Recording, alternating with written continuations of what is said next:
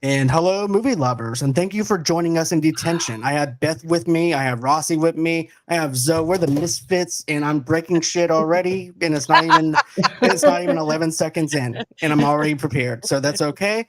But that's what we do here at detention. So go on ahead, bring your favorite lunch, trade it with somebody. If you don't have a friend, I'm just sorry, you're just gonna have to sit in the back.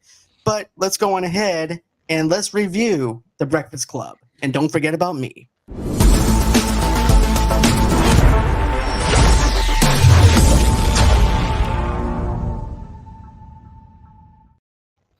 And hey guys, welcome to the show. It's great to have everyone here for our big special here. I have Beth for the Made for Movie TV podcast. I have Hello. Zoe from the Backlook Cinema podcast, and of course my good, awesome friend Rossie and co-host from Movie Lovers Unite, and also Rossie Talks, and also Rossie's Clubhouse. So yeah, Thanks, but Sean. you're very welcome. You're very welcome. So, guys, my question for you is this: when was like the very first time that you've seen The Breakfast Club? I saw it for the first time 2 weeks before my 16th birthday when it came out in the theaters. I went the weekend it came out. It was a big deal. It was a big deal. So I think everybody in my school went to see it. So it came out in February 15th, I think of 85. So I would have seen it that very weekend within a few days. Cool. Oh, I saw it a few years after it came out. I couldn't wait to see it. We rented it and absolutely loved it. I've seen it so many times. One of my favorite movies. And at the time, I loved those movies, the Molly Ringwald movies, anyway. So, yeah, Breakfast Club was perfect. Yeah, so the Breakfast Club was like in a zeitgeist when I was growing up. It's something that everybody talked about. And it came out right around the time I was in my formative years. And I saw it for the first time 2 weeks ago. Oh wow! Okay, Really? so that's gonna be interesting. Wow. Yeah. Wow! As an adult, like 40 years removed from my teenage years, that's when I watched it. Okay, Crazy. so you don't. Here's the thing: with my nostalgia rating, it's gonna be a little bit down. But I want to know your nostalgia rating right now, Zoe, from watching it from adulthood. Well, I don't really have a nostalgia Well, rating. like It would just have like to okay, be it would have to be something like 0 because I don't that's okay. I didn't That's fine. That's I fine. We'll go didn't with the I 0. didn't watch Just it. like I you're in don't have detention. the didn't have the feelings that normal nostalgia stuff would give me.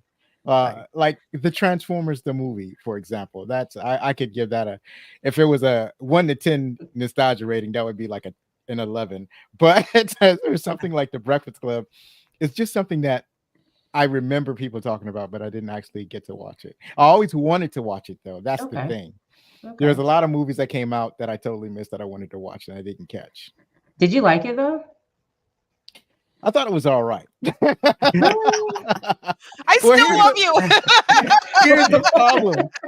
Here's the problem. I because I'm watching it as an adult. So like I knew that had I watched it when it first came out, I would have absolutely loved this movie. It would have been like one of my favorites. There are a lot of Right. people in the movie that I identify with. But at the same time, but like watching it as an adult, it's like it's hard to like any of those kids or the adult that was supervising them. But it's another movie that doesn't have a traditional narrative, so it's a little harder to grasp onto sometimes when you're dealing with a movie that's where there's no journey really. They're just kind of like sitting in the classroom getting to know each Right. other, and so something like that can sometimes be a little difficult, at least for me. Okay, so here's the thing. My nostalgic rating is going to probably be a little lower than what I get from John Hughes movies. Okay. Like Beth and I, we've done like a whole entire John Hughes thing. That's like our first thing that we ever did was 16 16 Candles. candles, yeah. Yeah, and so my thing is this. So if I would actually have to put down a nostalgic rating, it would be a 3.5 out of 5. That's how I feel about it nostalgically. Because I'm with Zoe. I always heard about it. I heard people talking about it even when I was in high school. And I was in high school and everything, and I graduated in '04. But I've never went on ahead and said, hey, I want to check out the Breakfast Club. So it wasn't until my freshman year of college that I went and watched it in a young adult eyes. And then I found myself like this, okay? I remember seeing this movie as a kid and just passing it and never really gave it a chance. But it was never something that I watched when I was a kid. If I had to pick out all the John Hughes movies that I watched nostalgically, I would have to put this one at the bottom, sadly.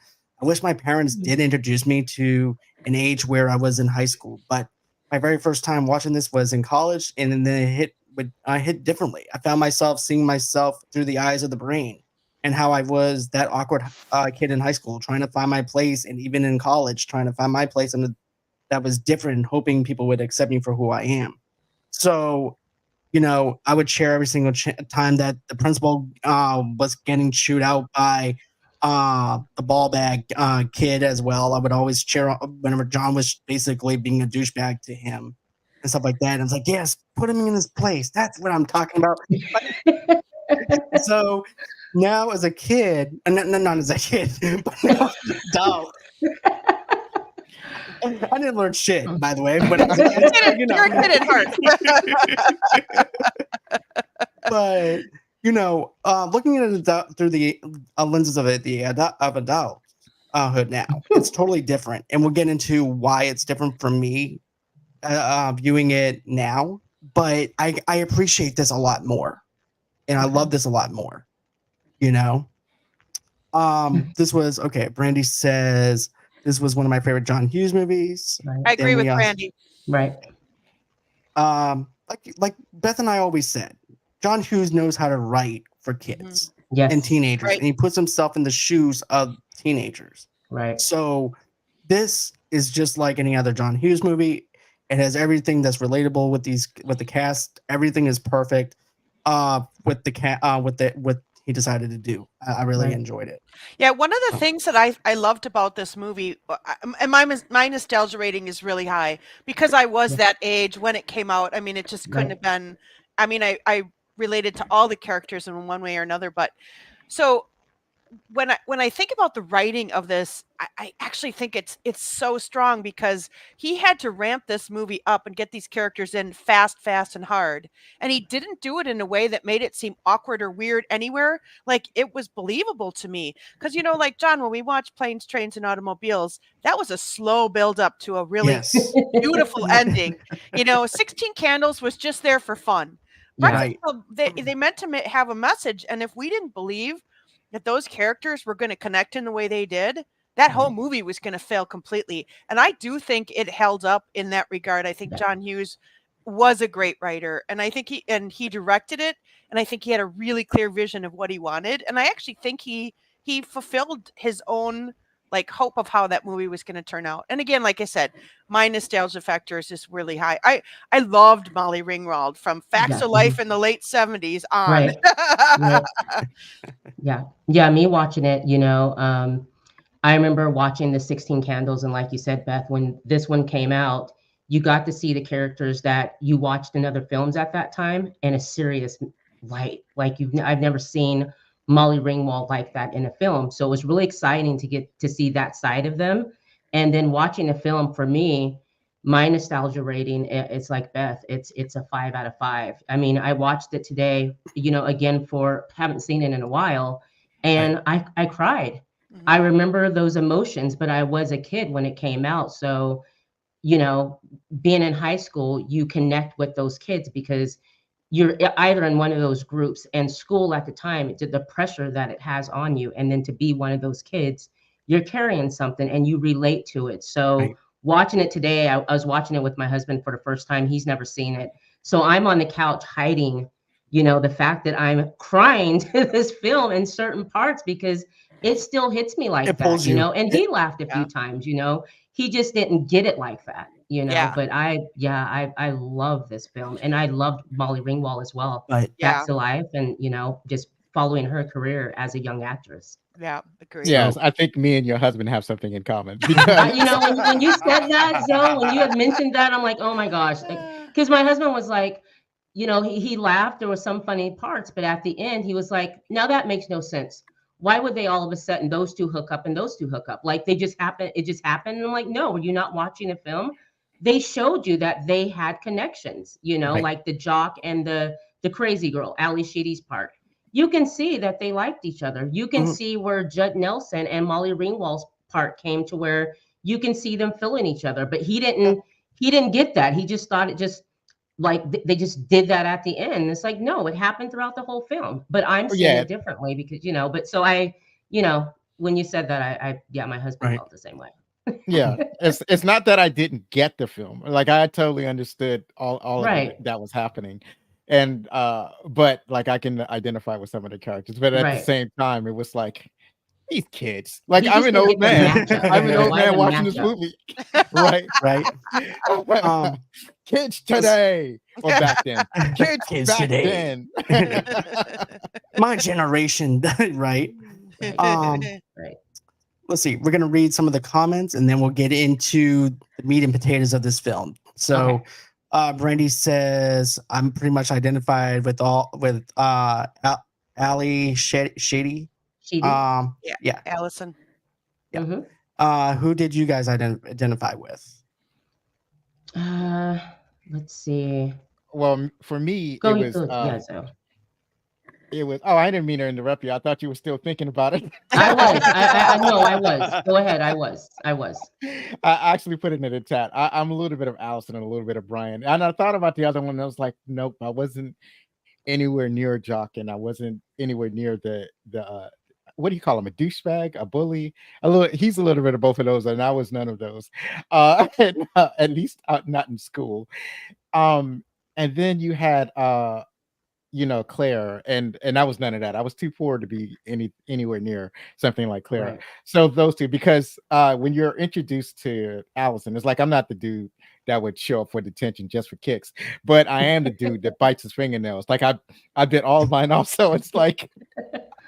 So when they open it up and she's loudly biting her fingernails, I felt embarrassed for me because that was me doing that all of the time, and I was a little bit weird, but not like she took her weirdness up to 11. Like I could never reach the heights of strangeness that Yeah. she did, but I was a little bit weird. Everybody saw me as that, and then Brian, because I was a little bit of a nerd, but not as much of a nerd as Brian was. Like he's a member of these intellectual clubs. He's like a math genius, and I suck at math. I suck at math though too. Now that I'm thinking of it.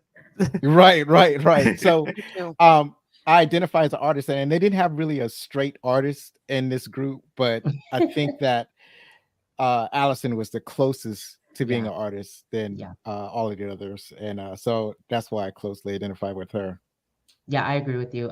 For me, definitely in high school, I would say Ali Sheedy's Allison, her part as well, because the same thing, just artistic. We moved around a lot, so we weren't out of school for a long period of time. So you tend to be the kid that doesn't know everyone. So I would spend a lot of my time in a library. I enjoyed reading, and so I identify with that character a lot. Yeah, I think I would have to say Allison as well. Maybe a little bit of Bender, only because I smoked. Okay. But a lot of people did, so I don't know. I mean, I shouldn't. Oh, hold on. know. When you say you smoked, you're not talking about cigarettes, are you? I'm totally talking about cigarettes. Are you kidding me? I'm not gonna fess up to anything illegal. But I mean, I definitely was more like as a writer, much more artistic that way. Definitely not as weird as Allison, and I wasn't a kleptomaniac, but I definitely identified with her and a little bit of Bender too. I don't know. He had a little bit of an edge, but so we would have called him at our high school a burnout. I don't know if that's like I don't remember what they called him in the letter now, but that's what we would have referred to him as. The criminal. Oh, the criminal. That's right. But he wasn't a full. That's the sad thing about that movie is that they kind of caged him in there, and he wasn't a full-fledged criminal. He was probably going to be. Sadly, I mean, that kind of kept on going on the road that he was. Yeah. But there were a couple people in my high school that kind of seemed like they were going down that road, and then one of them went on and got a PhD. One of them went on to law school, so you never know. Right. So at first I said Brian because of my nostalgic, but if I had to go ahead and pick out the character that relates to me, it would actually be Allison with a touch of Brian. Okay. Because I was in the strategy club. I played tabletop games. I was into that kind of stuff. I was also artistic. So therefore that's how it plays with that. So that's basically how I describe myself. I'm also into music. I was also a goth punk rock person in high school too. Yeah. So 5x5 nostalgia. I feel like I have aspects of all of them, but not one person entirely. That's it. That's the same way with me. I think I might have split personality disorder that I might have to look at. But That might be Allison. But Beth, just remember, it's not illegal unless you get caught. So Right. I think I've passed that point of getting in trouble at this point, right? Because I think since it's 40 years old, that would mean I've graduated high school, I don't know, 10 years ago now.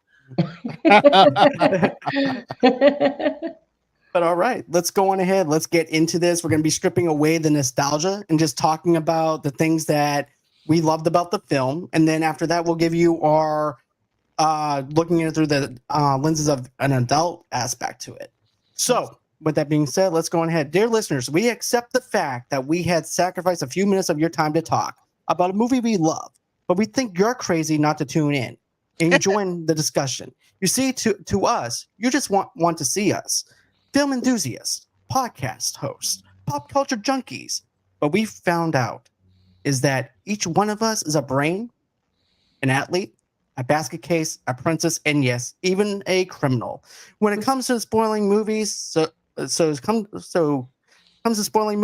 sit back and relax and get ready to rumble with the Breakfast Club on Movie Lovers Unite. So, very nice, John. Thank you. Appreciate it. I've been finagling it back and forth like all day long with that. So I was like, I don't like how this sounds, so I'm gonna try and figure this thing out. But yeah, John. Thank you so much. I almost sound like Elvis for a minute there. I guess I did something poetic. but anyways, I just want to say this. I forgot how this movie starts out because I always thought it started with them in detention. No. I forgot that it pulls every single one of those characters with their parents in there, all except Bender, of course. And it just was awesome to see that. And then you have a David Bowie. First, you get a David Bowie poem or lyric, and then you get the whole entire monologue of the one that I just recited. Except for it's not podcasting. If podcasting was a thing back then, it would be modern day times today. So. But yeah, I just thought it was an interesting way of how to start off the film. And I also put this in my notes too. I said, it's interesting how they play it off where everybody's experiencing this for the first time. They're all in this room together for the first time, just as we're in this room together for the first time with them. And we're locked in with them, and we can't get out of this detention if we don't wanted to. So we actually feel that claustrophobic in a sense of not being able to go anywhere. So I definitely like that. Yeah. I like the fact that in the beginning, it did, when they're pulling up to the school, so you get an idea of how each kid was because, who their parents were. So, Molly Ringwald, the rich dad, the jock. And so when they get there, you pretty much know, okay, where each of them have come from, how they are. So I do like how they did that in the middle. And then, we go into the library and, the movie takes off. Did you guys notice that John Hughes played Brian's dad?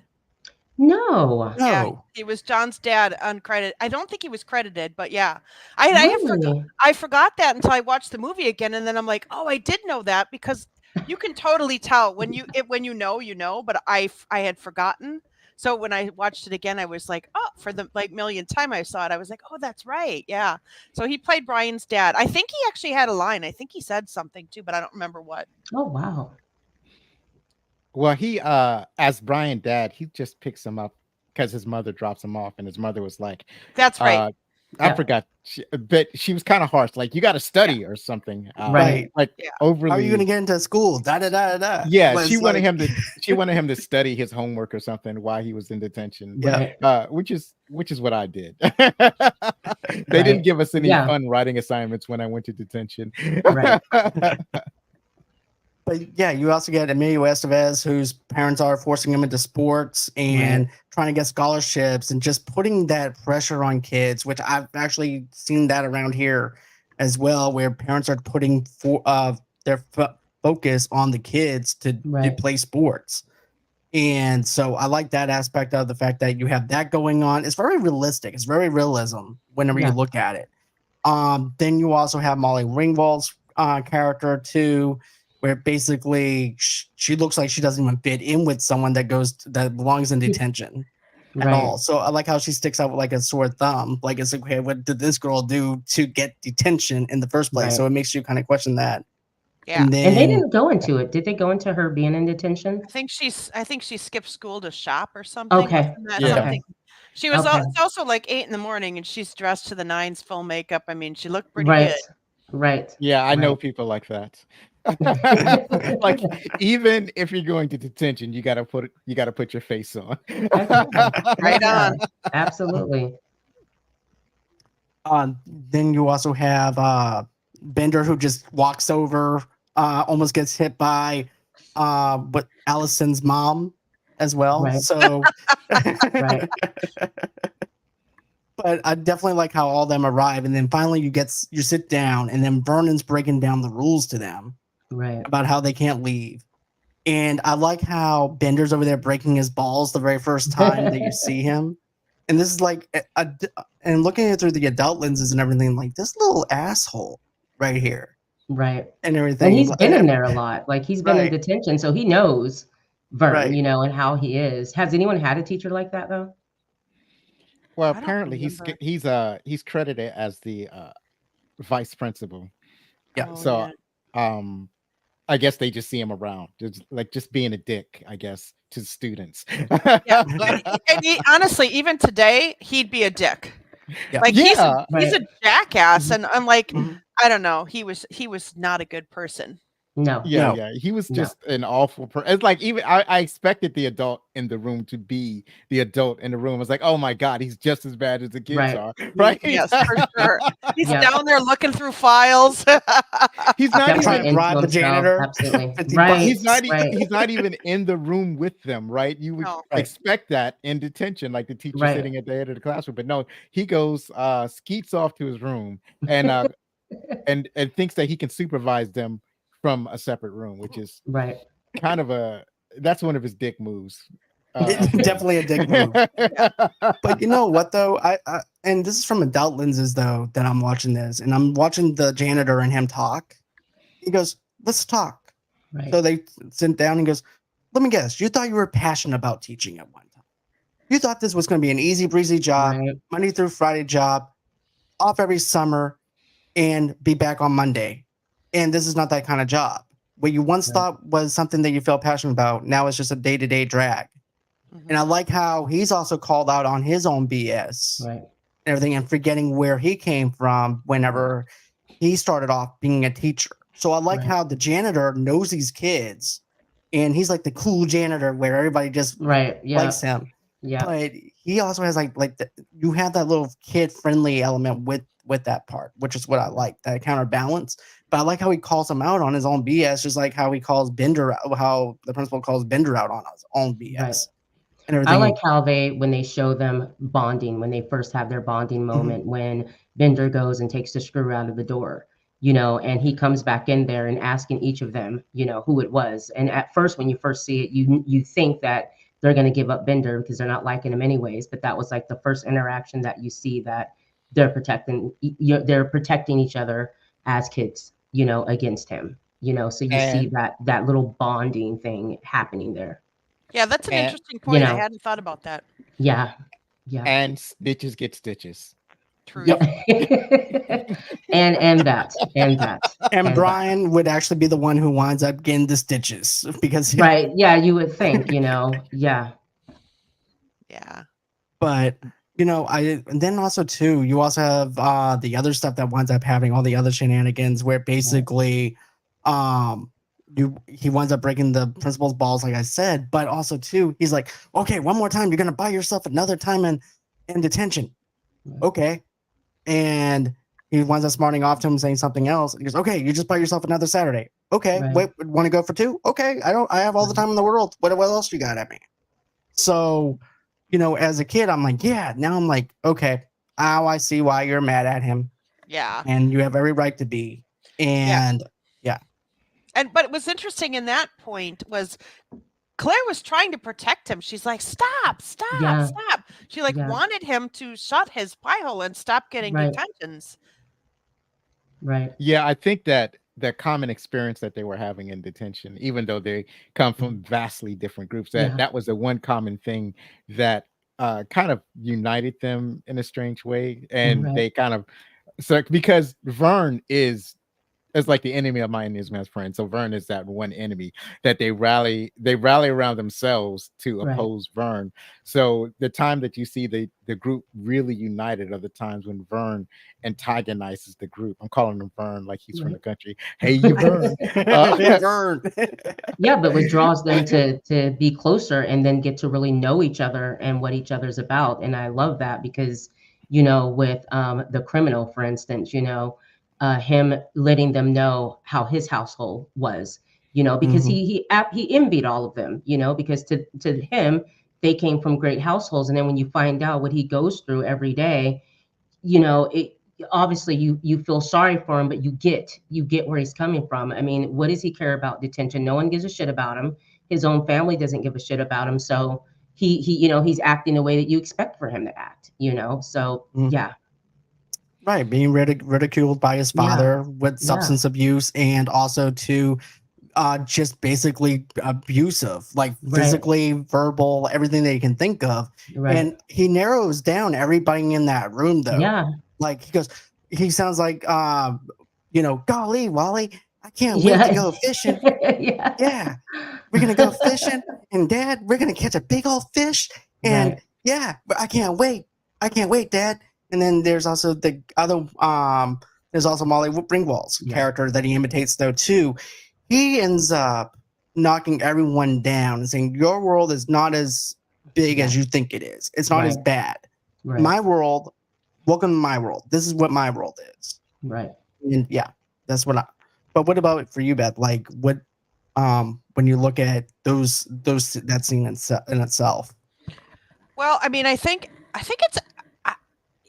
I think it just sort of adds to the layer of the depth of where they actually were bonding. I mean, I was kind of looking at it a little bit different in that regard because you can. Sorry, my dog is barking. I don't know if you can hear that.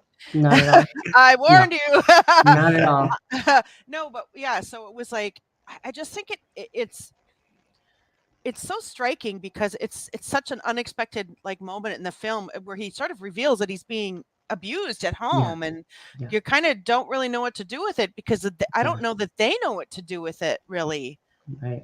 But as Jojo said too, the others were also miserable Yeah. in their own household, so we're kind of finding out really because Brian at that point is like, you think that my life is that easy? And of course then I don't know if it's that same scene or a little bit later where he tells them why he's there, and Yeah. that is probably my favorite moment in the movie because I just loved how deep that Anthony Michael Hall went with that character. Right. It was so Oh, beautiful because wow. he's like, "Do you know why I'm here? Do you? Do you?" And I Right. mean, it choked me up when I saw it again. Yeah. Yeah, that's the part where I was really crying at because, everyone looked at him as, like, the criminal says, you're the parents, dream, you get good grades and all that. But the pressure of that for some kids to not get an F, to have to get good grades all the time, that's a lot of pressure, and to him, it was either good grades or I off myself, and there are kids out there that actually do feel that way and have done that, so that was real. And he Mhm. played that part so well because that part was really real. Like kids go through that. As far as Molly Ringwald's part, Claire, there are kids in high school that being popular is the hardest thing to do. You have to keep an image up. You have to act a certain way. So every day you get up, you go to school and you have to put this fake face on and make it seem like everything's great because you're wearing all the name brands. So each one of them, other than I think the only one that doesn't go through that pressure is Allison, other than her Yep. home life. you know, because feeling like she's ignored. I mean, at the beginning, when her mom drives off, remember, she stands by the car and then she's going to the front to say something to her mother, and her mother just drives off. So you get, Right. you know, her situation, but out of all of them, she'll be your friend. She's not going to judge you because, like she said, I have no friends. And the friends she would have wouldn't treat anyone like that. So she's the best one out of all of them, you Right. know? Yeah, that's a great point. You know? And I want to mention this, Rossie. I want to piggyback off of you for a minute, though, too. Like, I knew someone in high school, like, the girl got a B, and she's crying because she got a B. I'm like, dude, I just bombed my test. Right. I would kill for a B right now. Right. I said, look, I actually bribed her. I said, look, I'll give you $5, and then I'll give you my F so you can really cry about it. Okay? But I understand the pressure, though, because seeing her getting pressured Right. about it, and I also got pressured too because I was just like an average student where I would make an A or a B and stuff like that, and that's it. And I would get pressured like that too from my parents. But to see someone go to the extreme of being teared up in class and seeing the anxiety of it, it just brought back those memories in 7th grade where that girl was just crying because she got a B, and I'm over there trying to bribe her. But yeah. Right. Yeah, and in Brian's case, he was failing shop. He thought that shop would be an easy class. I forgot what grade did he get. I think he was getting a D or an F or something, but it was like the worst grade you can get, and it would drag down his entire grade point. Right. And that's what he was getting upset about. And that was one of the things that caused that more tension between him and Bender, was that like Bender would be like a master chief at shop, where Brian is like Brian has no idea how to use his hands. So I'm the same way, though.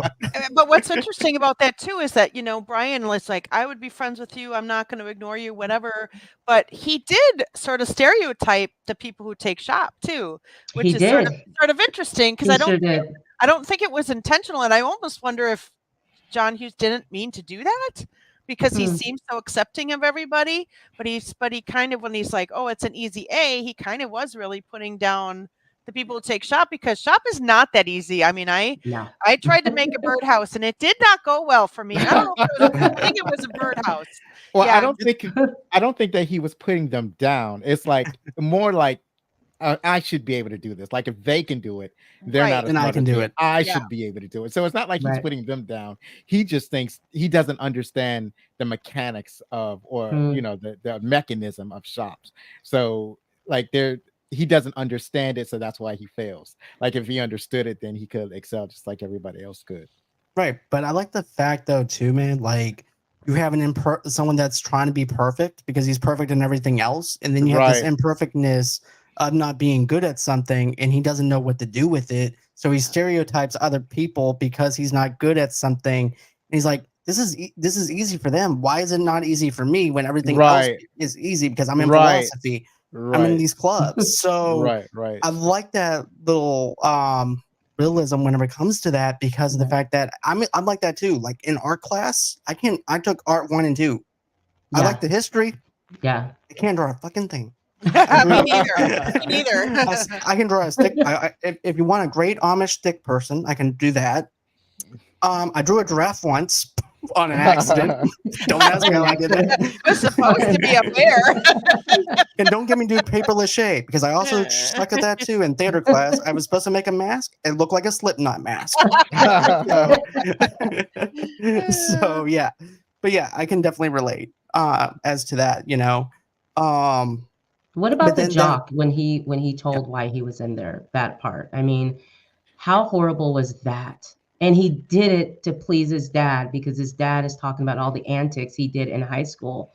And he felt that his dad would be proud of him if he did that. And telling that story, I mean, I'm just like boohooing, because, you know, that is how, that's the worst, just horrible. And then the whole time I'm thinking about the kid. Like, what if I were that kid, you know, and how that would have made me felt. It's just horrible that he was in there for that, and that he knew it was wrong, you know, but he thought it would make his dad, you know, happy. So the pressure of that, of having to be that guy. Right. Yeah, the gag of it is his father was proud of him. Like his father said Yeah, when he right? dropped off, it's like the thing is that you just got caught. That's all. It's like Yeah. just try not to Yeah, get caught next time. So his yeah. father was proud of him. His Like, no father big is deal. raising, yeah, his father for his father it's not good enough for his son to be a star athlete. He Right. also has to be raised in ways of toxic masculinity. He has to Yeah, be a bully and a jock. He has to act like yeah, a typical jock of pushing over weaker kids right, so that he can be greater and at the same time be a scholarship wrestling student. So Right. right. yeah, and that's a terrible way to raise children, but I assume that that's how some kids are raised. Mhm. Yeah. Yeah. Oh, yeah.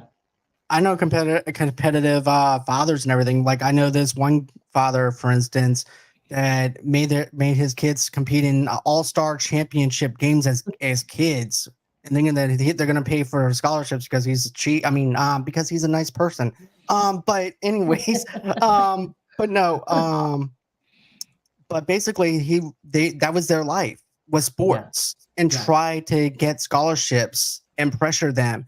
If the kid missed something wrong, the kid was in tears. right, I'm like, you're such a douchebag. I'm not going to do that to my kids. right, I made a promise to myself a long time ago. I said, no, no, no, no. I was never like that when I was a kid. I'm not going to do that to my kids. right. And, thank you for showing me what I'm not going to do. And it's just sad to see Emilio Estevez's father doing that to him, putting more pressure on him. It's already hard enough to beat a wrestling match. Yeah, As another thing to say, okay, if I lose, I'm going to disappoint my dad. And if I right, don't smack talk, if I don't do this or anything like that and degrade this person, then my dad's not going to love me even more. right, So I have to do what I have to do to keep the peace while also trying to do what I have to do. right. Yeah, that's sports is a different animal. It's a different set of pressures.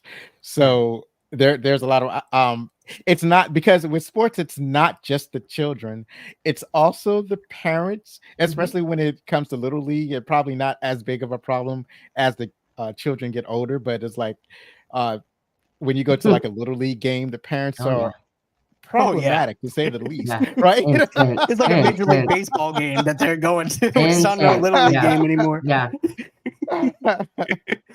Um, but you know what though? I also like whenever when Bender's trying to escape and he winds up falling through Oh, the wow. ceiling, yeah. and Oh, wow. then he sees Molly and ring walls Yeah, under. yeah, I'm like, right. dude, And don't. then starts touching her. Yeah, Right. It's like she's trying to protect him, and at the same time he's being a creep. So that's Right. right. that's I would have ratted him out right then and there. crazy. I was like, right. I love That- when they were like, when they had escaped the room and they're running through the hallway, Yeah. and the teachers or the principal's walking by and barely misses them. But the fact that what Bender did was give himself up so that the other kids would be okay, because like we said, he does, detention all day, Right. and protecting them from not having to come back and waste another Saturday. Oh, what's interesting is that that's him reciprocating what happened earlier. So like he disables the door so that the door can close, and in that scene where he's distracting the principal, Mm-hmm. he takes the heat in Yeah. a kind of to give back to the group. Right. Right. Right. So everybody contributes to the welfare of the group, and then he shares his weed with everybody. So there's that, and everybody. But it shows that he's like a good guy. Like it shows that there's a good guy in there. After a while, you see the walls come down, and you see that this is a really good guy. He's just screwed. You know what I mean? Like the vice principal said. Catch up with him 5 years from now. And like you said, John, he'd be a criminal because that's where he was going. But you do get to see that this is actually a good guy that's just protecting himself. Yeah. right. Yeah. He's really a victim of his circumstances. Absolutely, he honestly, is. Definitely. in so many ways. Hopefully, as an adult, he makes better decisions. But he really is responding to. I mean, it sounds like his home life is terrible, Yeah. Mhm. and so that's kind of what happens when your home life is terrible. I mean, Right. I shouldn't say that that's as a blanket statement, but it for sure in that instance. Yeah. But he's also using like agree. the tough kid image to basically not get close to anybody because he's been Yeah. burnt so many times. Yeah. It's like, if I'm just an asshole, nobody will like me, no one will Right. accept me. So I'm just gonna put on this show that everybody wants me to put on, Right. and just cover up the pain with just being a total ball bag. Yeah. Right. So And I think it works too because it sounds like he's doesn't have trouble in the lady department. Yeah. He seems to have a lot of friends, so like something's working outside the classroom for him. And remember how he protected his friends. Remember when he and Claire were going at it, and she had made a statement that he felt like she was comparing herself to his friends, and how he blew up at her like, don't even talk about my friends. My friends are nothing like you guys. So it looks like he does get that love with the group of friends that he hangs around with, because he was very protective over talking about his friends. Right. And his friends probably they're probably all growing up in some of the same Yep. trauma, Yep. trauma, and maybe that's why they're so connected, and Right. maybe that makes them a much closer group. Right. exactly. And then, another thing I wanted to bring up was, this is, I know that this is mental health month, but this movie is just as much as a mental health movie though, Yeah. too, and breaking down the walls and barriers of these kids, Yeah. and a principal that's trying to do his job while also being taught a lesson too about his own self. Right. So it's self-reflection of the adult and the adult in us, as it is in a reflection on the kids who watch this movie and have a self-reflection on themselves. Yeah. So that's the way I look at it. I'm looking at it through the lenses as the vice principal in a sense, not on that kind of thing where basically I'm going to go and size this kid up for talking Right. smack to me this whole entire time and put him in my office and degrade him to make him feel little, because this kid's already been through enough. So let me go ahead and do that to him now. Right. Right. But the bad thing is he already knows these kids because of the files. So why would I understand that you have to tear down walls in order to do that? But Right. it's just sad to see that he had to go that far to do that. Right. What do you Right. think about how Claire, took, Allison and went and did a whole makeover, on her, and Allison asking like, why are you being nice to me? And she's like, because you're allowing me to, when they start bonding, but also the question of, on Monday, will we be talking to each other?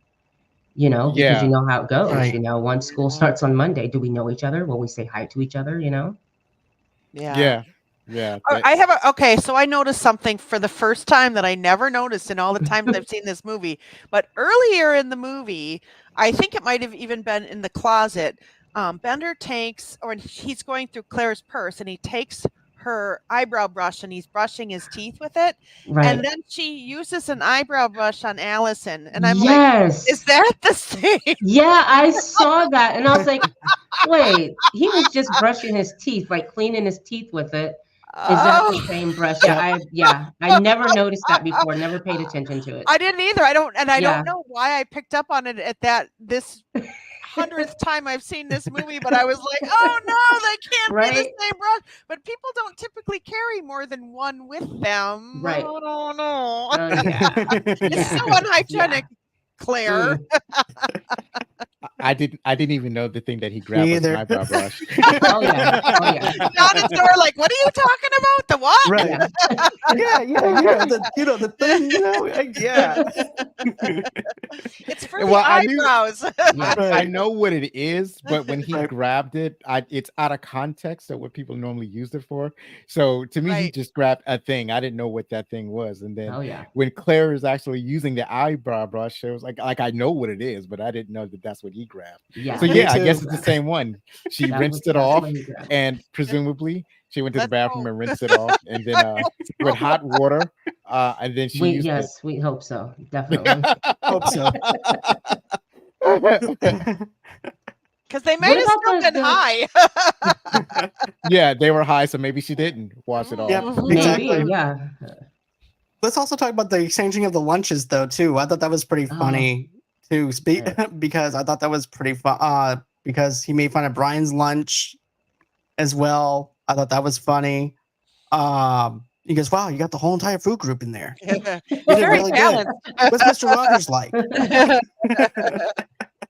Claire's I don't sushi. know if it was an exchange, more like Fuller just Right. taking what he wanted. True. Well, for him, I was going through the lenses of how he looks at things, though. So I was like, you know what? He's just he's just exchanging lunches right now. That's all he's doing. He's just trying to see what he likes and then takes it as an exchange. But yeah, But When Except- that was Claire's lunch, he's like, what, sushi. Yeah, I actually had forgotten that, and I was like, "Oh, I guess people were eating sushi back then too." I guess I didn't, I I didn't grew up in a know little town and either. nobody ate sushi where I'm from. Yeah, I'd never ever heard of sushi back then. So when she No. said sushi, it kind of, I never thought about it either. But yeah, like they had sushi back then. I Right? heard And of it. Yeah, go on ahead, Zoe. Sorry. No, I was just saying, what's funny is that back then, yeah, that would be a very unusual lunch. But nowadays, it's like now you could go to a fast food joint and right. get some sushi. You can go to the Heck yeah. supermarket Go Burger and King. you which can I don't get really- yeah. I'm joking. and get you some sushi. So that's pretty Yes. cool. Yeah, you can pick up a bento box at Target now. Mhm. And I think it's weird I know what a bento box is, but I learned what No, a I bento don't eat box sushi. is from watching. I learned what a bento box from watching Dragon Ball Z. That's how I know what that is. Same here, Zoe. That's where I Yeah. learned. God bless anime, right? Right, Dude, I right, love right. sushi. I'm a sushi girl. I love sushi. Or Yeah, I may have learned it from playing Pokemon at that too. that's true. I didn't think about Pokemon. But you know what though? Going back on the whole sushi thing though too, like I remember it being something that people would eat, but I thought it was something like rich people would eat well, he is, for that time. he Yeah, is rich, probably so I back guess then. it makes Right. sense. I Also, could there's see a it at like a reputation- country club or something, I was Right. like, Probably. Yeah, There's, I mean, there's I'm a sure reputation of existed. It sushi just being raw fish. Yeah, I mean, Right. obviously it existed because she had it. It just was so unusual, especially like mhm. in the Midwest. Yeah. Like it just wasn't a thing where in the town I grew up in or anywhere near where I grew up until probably I don't even know, but definitely not in the 80s. Right. No, Right. because even in Mississippi over here, like I don't know when we decided to get sushi, but we went from steak to hamburgers to sushi. So, and it's popular. So yeah, it's more popular now than it was back in the 80s though. I just remember yeah. it being and I never knew that was sushi that she was eating either until I watched it recently. I'm like, okay, that's kind of unusual. You have American, you have the guy with all the food groups in one center, then you have Japanese, and then Right. I'm like, okay, so you have Cereal? different culture. You got Yeah. the cereal food group, Cereal. Yep. Allison with her little Yep. pixie sticks and her cereal lunch, which actually, when I was watching it again, I'm like, that doesn't look terrible. I mean, I think I might enjoy that. Mhm. You like cinnamon and sugar toast, right? What's Yeah, not to yeah, love very about true. throwing some pixie sticks on there and Very true. cereal? Exactly. But so let's go into our rating now. Now that we have stripped away the nostalgia, my 3.5 is probably going to get up there, but I'll let you guys go on ahead, talk about your rating now as an adult. Definitely a 5. I still feel the same way. It's a great movie. Like seriously, I really still love the movie to this day. Okay. Yep. I agree with Rossie. I'm at a 5. I have to say that I think I dislike the vice principal more than I did, and I really Right. disliked him the first time around. Yeah. As an adult, I think he is just a reprehensible human. Right. Yep. Okay. Yeah, I would have to agree with John with a 3.5. I mean, I think it's a fine movie, fine piece of entertainment. But So we're it trading doesn't- off our ratings. Okay, I gotcha. right, but it doesn't resonate with me as much as it does. If had I watched it when it first came out, like Right. I watched Home Alone when it came out, and that has a high like a nostalgia factor for me Right. and all I of get those that. things. So I know that he makes good movies. I have reference points for that. And I've seen like movies, but I didn't watch a lot of coming of age movies. Like besides this, the closest thing that I could say that I watched was something like Better Off Dead or Stand By Me or Okay. even Once That's a good Bitten. one. Okay. Matter of fact, I watched a Ralph Macchio movie for the first time. Love him. That was 80s movie with Patrick Swayze. My wife introduced me to the film recently. Was Mhm. that was you know the name of it, Rossie and Beth? Yeah. I can't I think of don't the name think of it. so. But you know what? I had some. I Sure, was thank you, with some John. friends last weekend, and I pointed out to my friends because I have, like you know, John, I have a super weird knowledge of all things 80s television. But Mhm. people don't. On the podcast, I was like, Casey, remember that one show that was on for 1 week in 1982? But Ralph Macchio was in the last season of Eight Is Enough. Oh, really? Was he? Okay. They brought him in as like I guess Mhm. to boost ratings. Okay. Not my cousin Um, Vinny, right? Yeah. no, that wasn't. No, Oh, that yeah. was Oh, I that think the was movie you're talking about is called The Outsiders. Yep, that's oh, it. The Thank you, Zoe. Outsiders. Oh, Yeah. of course. And get Yeah, this, Of I course. never yeah, seen the that's a movie. great I seen movie. this like last year for the first time. That's a great movie. Cynthia So Yeah, Ann it came is. in with the save. And you know, Oh, with oh, thank you, with Zoe. the Thank you for that. Outsiders, the only person who was famous at the time was Matt Thank Dillon. you, Cynthia. He was the right, only famous one in that movie. Everybody else was just starting out, even Rob Lowe. They were right. all about to become huge superstars. And it might have been Tom Cruise's one of his very first films. Okay. Just Okay. an Because I remember, FYI. yeah. So I'm gonna go with mine, the way I'm feeling and everything. So I went from a 3.5. So I'm gonna go up to a 4 because, and here's the thing, I didn't grow up with this film. My rating would have actually been higher if I did grow up with it, like Zoe has said before. But Right. here's the thing, I grew up with 16 Candles. I grew up with Home Alone. I grew up with all these other John Hughes movies to the point where this is no fault of anybody's or anything. It just happens to land in that kind of down to the bottom for me because of that. And it's the same thing about the original Roadhouse too. I didn't grow up on the original Roadhouse, so therefore I can't say that which one was better than the other. So Right. therefore I'm like, I don't care either way. But with You this know what's one, funny about what Roadhouse? It's so much controversy Roadhouse? around that movie with the people who grew up with it and the people who are just not catching up with you. So there are people like you who's like, oh yeah, they're about the same, and you're exactly right, they're about the same. But for Mhm. people like me who grew up with it, we're always going to give the earlier version the edge, Right. right? Right, exactly, Of course, exactly. definitely. But yeah, all in all, 4 out of 5 from me. Straight up Nice. 4. I'm not gonna go any higher or anything like that. But yeah, that's where it's gonna land for me.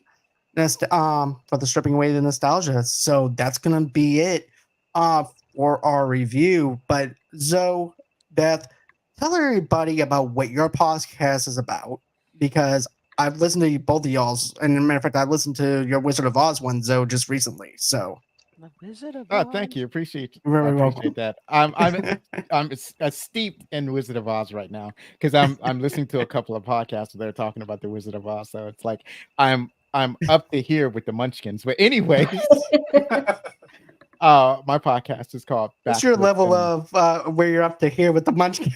Yeah, I'm up to here with Munchkins. I've got pumpkins, munchkins up my keister. All with the singing and the dancing and yeah, it's fun. So you have But to see, if you haven't, you got to watch Under the Rainbow with Chevy Chase and Carrie Fisher. It is Chevy so Chase. Oh, funny. okay. It was a great movie. I think it was probably early 80s, and it's about, I know I can't remember what it's about, but it has to do with the Wizard of Oz, and there's munchkins in it. I think a murder? I don't remember, but it's funny. You know what? We all have That's to watch different. it. How could I It's not funny. remember? I loved it. It's I don't funny how know. you throw that. It's funny how you threw that out because there are two things in all my listening. There are two things that they've talked about. They've talked about there's a movie about Frank L. Baum. Oh, L. Frank Baum, that John Ritter starred in, and Oh, then they interesting. talked about a couple of other documentaries about the making of the Wizard of Oz. There's a lot of it's a lot of behind the scenes with that movie. So yeah, and then there's the Return to Oz, which I hear is good. Another movie I never saw. But Right. my show is it's called Backlook Cinema, the podcast, and I talk about movies that came out in the last millennium. You know, the movies yesteryear. We take a look back at the movies that came out way back when, and the show that I just released, I just mentioned the title, Stand By Me, and I have a guest on from Fat Dude Digs Flicks, and his name is, if I can remember his name, nope, can't remember his name right now. That's eight. But I'm going to cheat. I think I can look up his name. I'm going to cheat. And see, that's what happens. Oh, I didn't refresh my website, but that's what happens with my memory. I just forget stuff, and you have to deal with that. Well, his name is Andy Heller. So Andy Heller from Fat Dude. See, I remember his podcast, but I could not remember his name. So Andy Heller from Fat Dude Digs Flicks is on the show, and we talk about Stand By Me. That's a fabulous movie. The next movie I have coming up is I just watched. Let's see if I can remember. Rain Man with Tom Cruise nice. and what's his name? Who's the other guy in Rain Man? Tom Cruise. Yeah. Dustin Hoffman. There we go. Thank you. That's just a fair. That's like probably his best role, and I like how it's referenced in Tropic Thunder. But that's the other thing I have upcoming. I am I'm half of the Made for TV Movie Club podcast. We review TV movies from the 70s, 80s, and 90s, and they are mostly never as good as I remember. Some of them are really terrible, and I'm like, how did I like this? But in May, we do what we call the Murdering Moms Month because it's Mother's Day. So we actually reviewed this really bizarre movie called The Allegedly True Murder Mom, Cheerleading Mom. I forget what it's Holly Hunter was in it, and Beau Bridges, and it's about a woman who it's a true story about a woman who tries to hire her ex-brother-in-law to kill the rival of her daughter's cheerleading rival's mom, thinking if the mom is murdered, the girl won't be on cheerleading. It's super weird, and everybody tries to make money. It's crazy, but it's got Holly Hunter. So it was Holly Hunter, but the movie was weird, and it was a big deal when it came out in what I think in the early 80s. So that's what we got coming up. Awesome. What about for you, Rossie? Let's see. Sunday we have Grand View. Grand View is going to be on Rossie's Clubhouse, and that's going to be Sunday at 6:00. He's a up and coming rapper out of Los Angeles, and he has a show here in Sacramento on Friday night, April 26th at Harlow's Club. He's opening up for the legendary rapper Devin the Dude. So I'm looking forward to talking to him and find out how he got on that tour. That's an awesome gig he has. And he's a really talented artist as well. Yes, he is. And I'm just geeked out for you on the success that you've been having with the Clubhouse and everything. You're doing a fantastic job over there. Thank you. But yeah, go ahead, join her in the Clubhouse and everything over there too. She's doing great work over there. Also too on Rossie Talks, she's also a LinkedIn with me over here though too. But yeah, go ahead, cast your votes on the movie of May of what you want us to vote for. Right now, Superbad is kicking Bad Boys' butt. You also have them kicking Fast Times at Richmond High and also Pulp Fiction. So those are the movies that you guys can vote on for this month. We're gonna try and do a Deadpool 1 and Deadpool 2 reviews sometime soon. Rossie and I will be doing that. More stuff to stay tuned for. A matter of fact, I might actually try and do a short film review sometime soon. But that's about everything. And also too, I ended up dropping a new John Travolta movie that is coming out on the 28th. So yeah, Pulp Fiction. That does not count, Cynthia. I do appreciate the effort. If you go to our YouTube channel, please, and just go on ahead and cast your vote there. I understand that you want the VIP, and I understand that. I appreciate that so much, and I appreciate you staying tuned. But you have to. I can't. I love the fact that you stay tuned and we're keeping you engaged. But just go on ahead, cast your vote there, and I'll also count that as your vote for Pulp Fiction to make those votes boost up. So yeah, I don't want to do a misvote or anything, but I do appreciate it, Cynthia. I really do. But yeah, that's everything that I have going on over here. Like I said, I ended up dropping the John Travolta movie called it was actually called Cash Out. That's a new movie that's coming out on the 28th. It's going to be hitting maybe one theater. I mean, it's probably going to be hitting a theater sometime somewhere near you.